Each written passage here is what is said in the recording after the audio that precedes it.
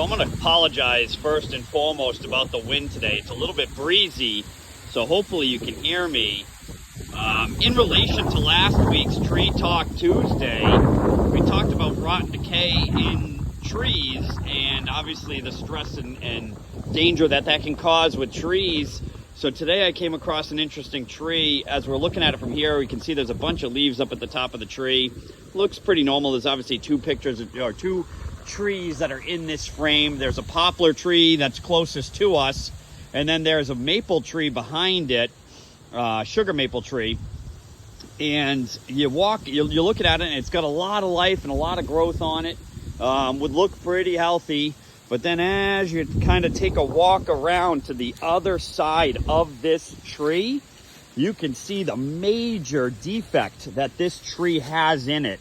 I mean, look at the size of the defect in this tree. Obviously had an old wound that turned into rot in the center of the tree as air and water was able to get in past that bark layer of the tree and the cambium layer of the tree. The cool thing is you can see there's callousing. You talk about what's holding this tree up and why is it still standing. Well, all that callousing, all that rounding over along the outside there, that was the tree healing this wound up. So that's actually what's holding the tree up now.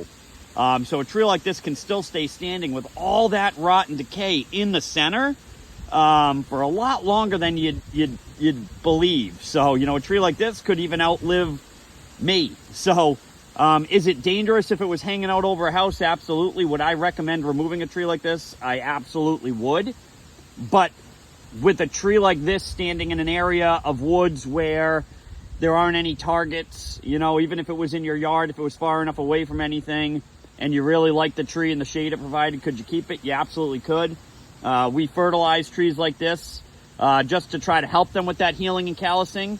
And we also recommend pruning trees like this. If you thin out that upper canopy a bit, that makes it so that it's less stressed under high wind conditions like we have today. So just a cool little thing I came across. Again, you can kind of see there's some, you know, fruiting bodies down low that have fallen off the tree. This tree's obviously dealing with a severe amount of stress and decay.